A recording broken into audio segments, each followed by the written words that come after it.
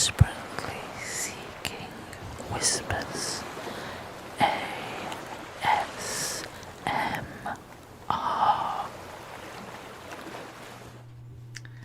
Hi, I'm desperately seeking whispers. Today I'm going to read a little bit out of a book. James Herbert, The Magic Cottage. A friend of mine wanted me to do some book readings, so I had this one in my Kindle library, so I'm going to go ahead and start reading this.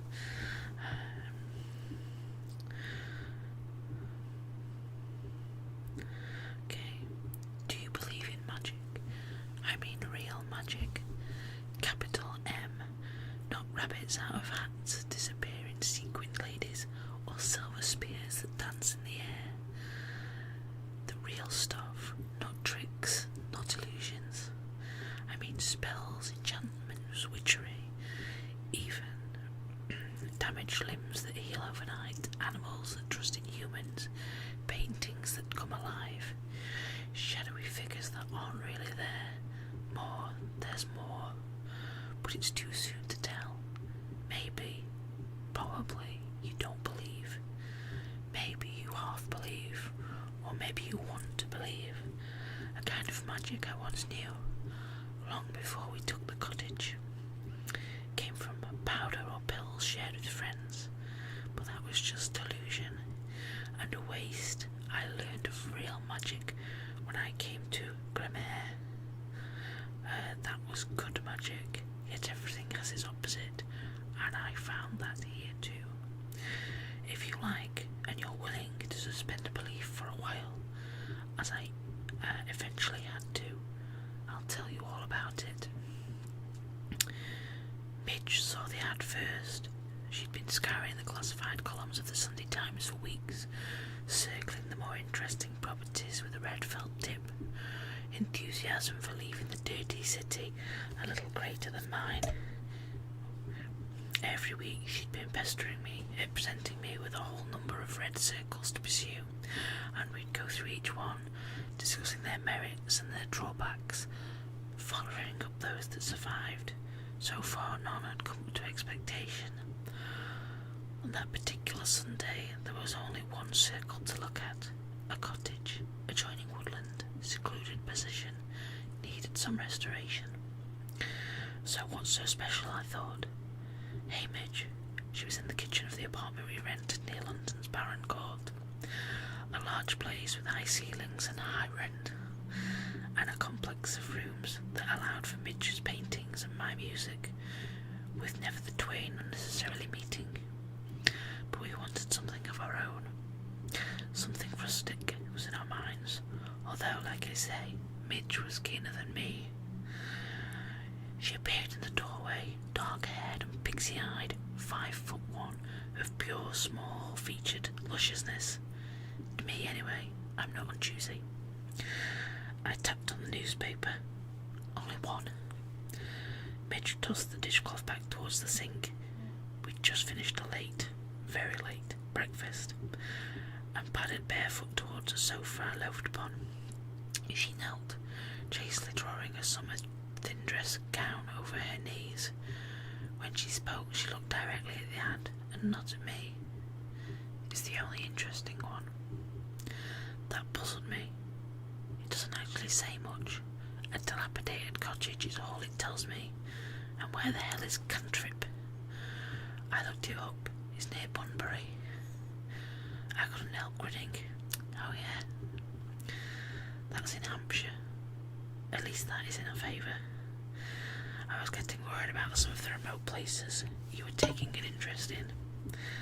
A remote part of Hampshire. A grown from me. Is that possible? Any idea how big the New Forest is? Bigger than Hyde Park. Somewhat. A huge what. And Cantrip is in the heart of the forest. Not quite, but you're getting warm. Then she smiled, her eyes even more pixie-ish. Don't worry, you'll be able to get back to London for sessions easily enough. You can pick up motorways practically all the way. I ought to tell you now, I'm a session musician.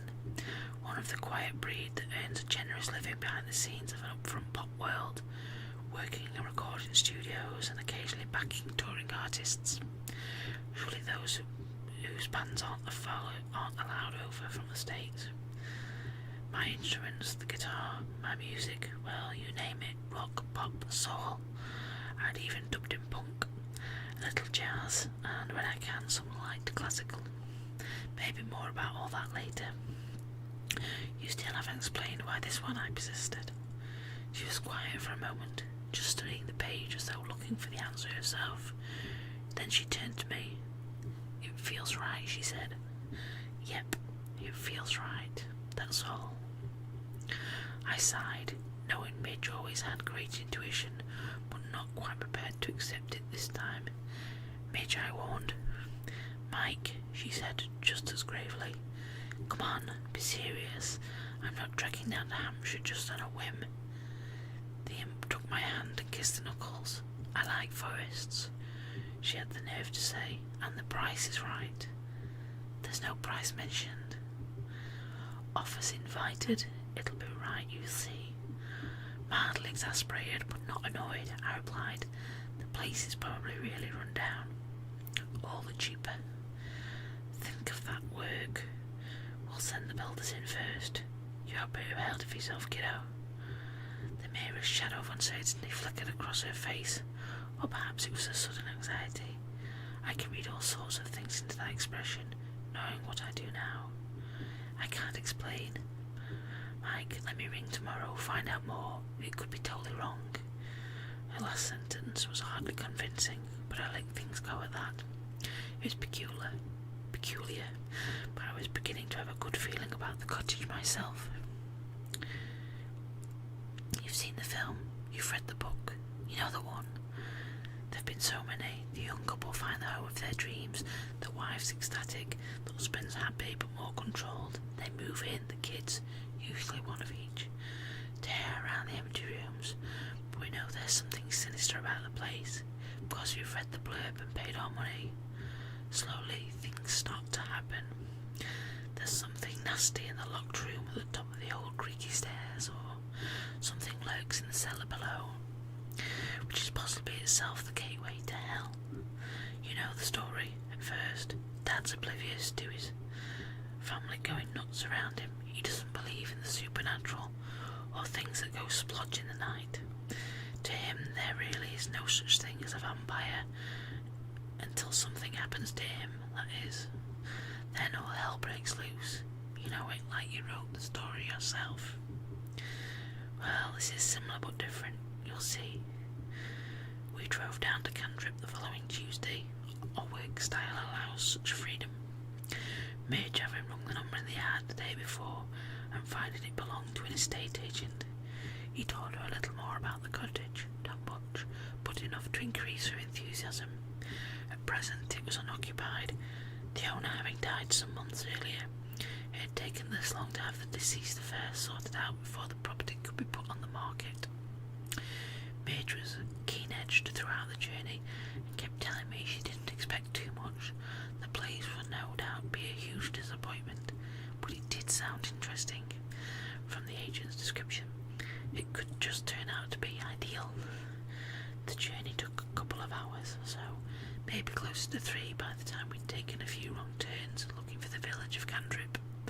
Still, the scenery, once we reached New Forest with its wood and heathland, was worth the long drive in itself. We even came upon herds of ponies, and though we didn't actually catch a sight of any deer, there were plenty of signs telling us they were about. And for a city-bred boy, that's almost as good as the real thing. The weather was May fine, and the air crisp and bright. We'd kept the windows of the hatchback down once we were off the last motorway, and despite her barely hidden apprehension, Midge had joined me in a chorus of blue suedes and women, and the like. I was going through my old rock period that morning, my musical mood varying from day to day. The fresh air was making me hoarse before we saw the village ahead. I have to admit, Cantrip was a bit of a letdown.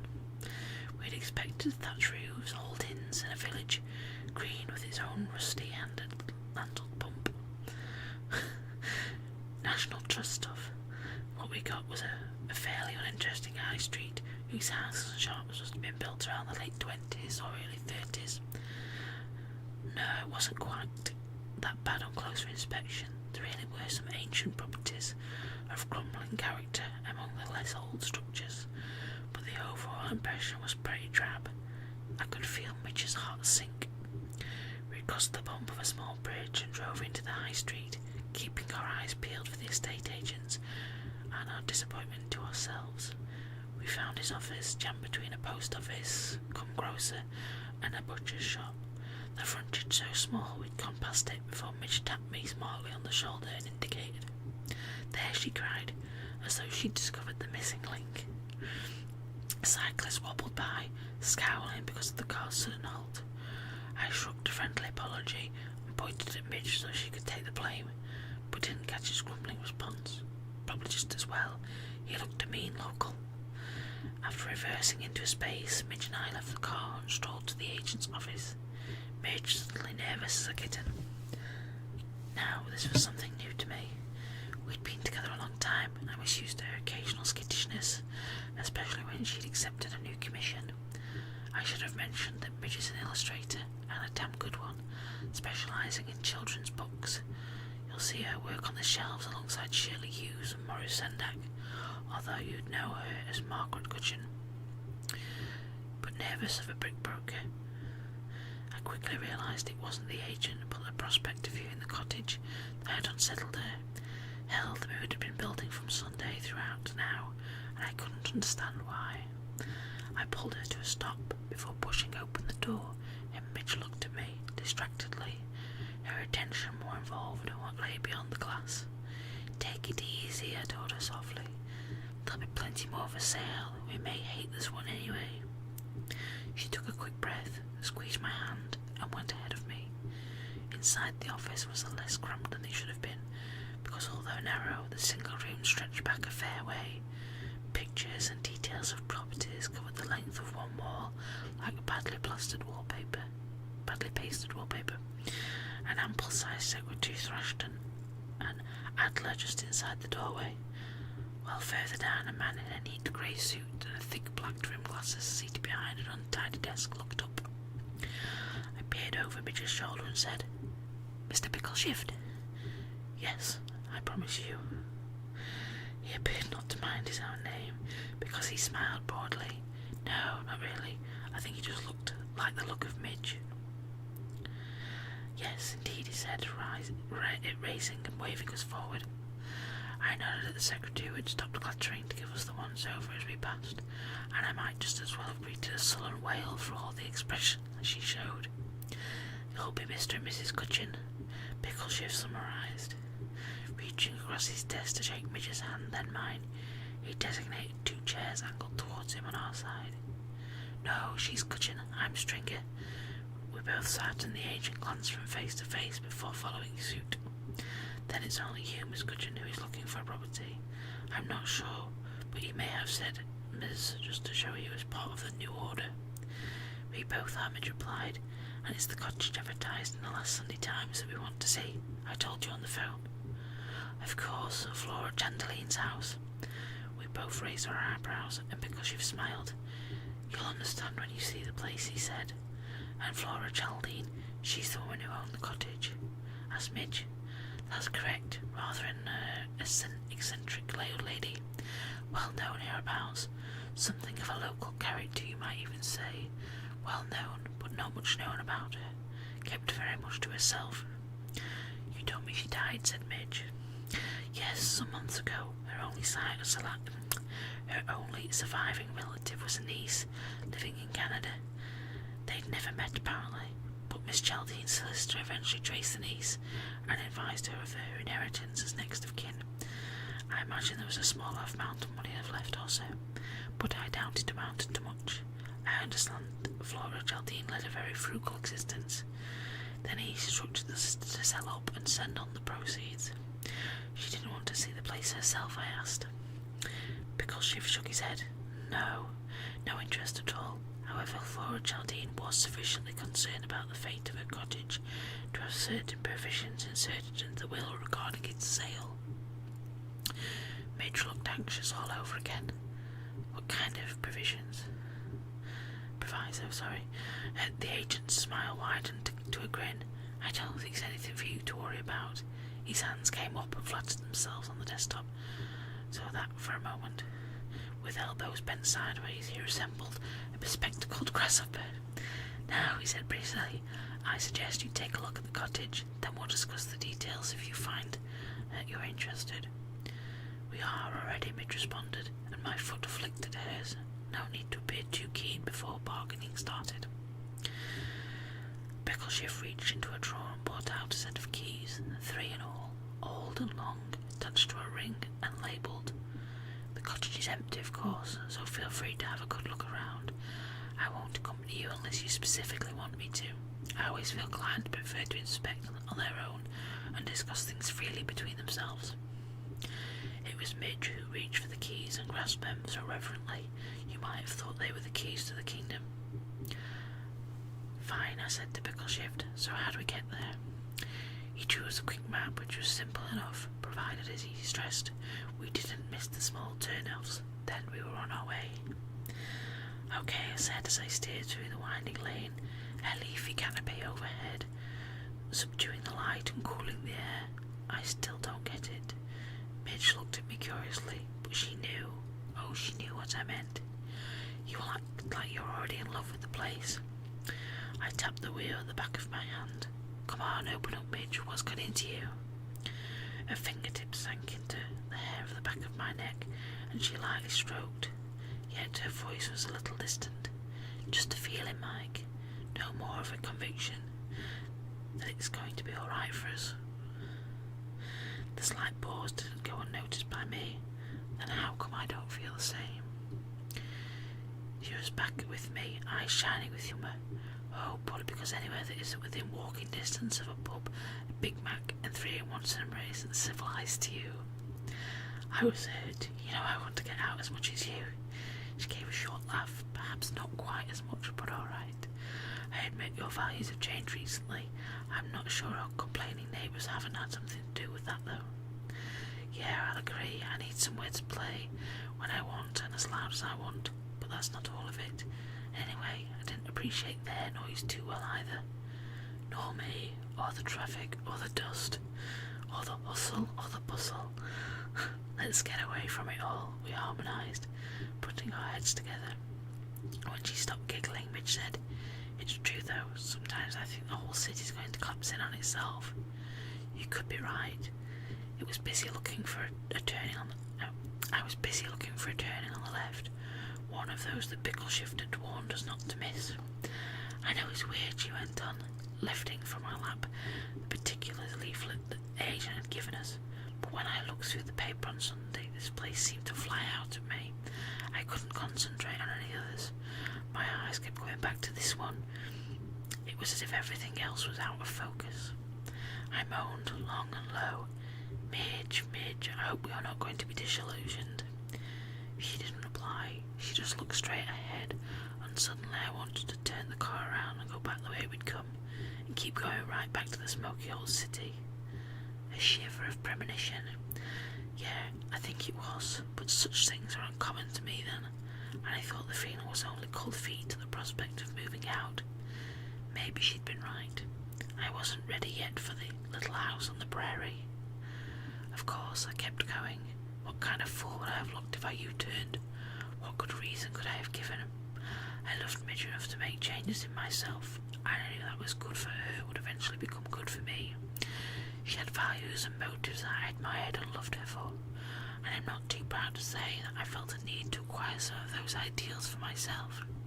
I'd had too many good times and not enough right times. She made right times. The turn I was keeping an eye for soon materialised, and the agent had been correct. It was easy to miss. I slowed the car, almost coming to a stop, to take the sharp corner. Our Volkswagen Passat used up most of the road as it gathered speed, and we were still in a wooded area, trees brimming the lane right up to the edge. The roadway dipped and curved, and Midge loved every yard we covered, her eyes alight, while I concentrated on taking the bends, occasionally stealing glances at her happy face. Shouldn't we have reached the cottage by now? I was beginning to wonder if I hadn't taken a wrong turn. Midge consulted the sketched map. Shouldn't be far. I'd slammed on the brakes. An arm automatically stretched across Midge's chest to hold her back, even though she was belted in. She rocked with the car and turned to me in surprise. "You look at the nerve of that guy." I indicated the road ahead with a nod. The squirrel was sitting upright, slap bang in the middle of the road, nibbling an acorn or something between its paws. A pale tan to white tail fluffed up behind. The little devil didn't appear to be oblivious of us. It kept darting its tufty head in our direction, but we didn't seem to bother it any. "Oh, Mike, he's gorgeous." Midge was leaning forward as far as her seatbelt would allow, her nose only inches away from the windscreen. "He's a red. I heard they were coming back to this part of the country." "Oh, he's lovely." "Sure, but it's taking up the road." I was about to thump the horn, but Midge must have read my mind. "Let him stay there for a moment," she urged. "He'll move soon enough." I sighed, although I quite enjoyed the sight of the furry little brute munching his lunch. Midge clicked free of her seatbelt and peered out the side window, smiling all the while. That was just too much for our friend. He dropped the acorn and scampered off. I couldn't help but laugh. Terrific. It didn't turn a hair at this great noisy metal monster, but your grinning face sent it into shock. Then I had to eat my words. The squirrel streaked back, retrieved its lunch, looked our way for a second, and hopped up to the Passat on Midge's side. "Hello," Midge said nicely. I couldn't see, but it might have smiled back. I leaned over and just caught sight of the steering of undergrowth as the squirrel departed once more. I expected Midge to give me one of her smug smirks, but there was only immense and innocent pleasure on her happy face. I pecked her cheek, amused, and shifted the automatic gears again to D. "Onwards," I said. Midge settled back and scanned our surroundings as we sped by. We soon came clear of the trees, rough grass verges on either side of the lane opening up to stretches of heavy green bracken and yellow gorse pushing back the thick woodland, as if to say, enough is enough. The sun was high now, but its zenith, the sky around it was bleached a pale blue. We'd chosen a perfect day for a trip to the country, and my enthusiasm was picking up once more, despite the disappointment of Cantrip itself. Midge clutched at my arm. "I think I see it," she said, with a strained excitement. I squinted, but didn't catch anything. "It's gone," said Midge. "I thought I saw a splash of white ahead, but now the trees are in the way." The car was rounding a long sweeping bend, and the woodland was going back to the road with a vengeance. In places, leafy low-hanging branches brushed against the windows. "The forest could do with a trim," I grumbled, and then we saw the cottage, set back from the road, a low, weathered fence with many of its uprights reclining at angles or fallen out completely. Reclining at angles or fallen out completely. Bordering the front garden, the small gate was closed, and a sign, peeling and weary looking, was patterned across the struts in a beautiful but faded script. The sign read, "Grammaire." That's the first 2 chapters of that book. Seems quite good. So that's The Magic Cottage by James Herbert. So let me know if you enjoyed that, and hopefully you found the story interesting and maybe got a few tingles from it. And if you want me to carry on reading that story, then let me know. Just put something in the comments, or if there's a book or just a little poem or anything you want me to read, then just put something in the comments below. And if you like this, like, subscribe, and I will catch you next time. Bye.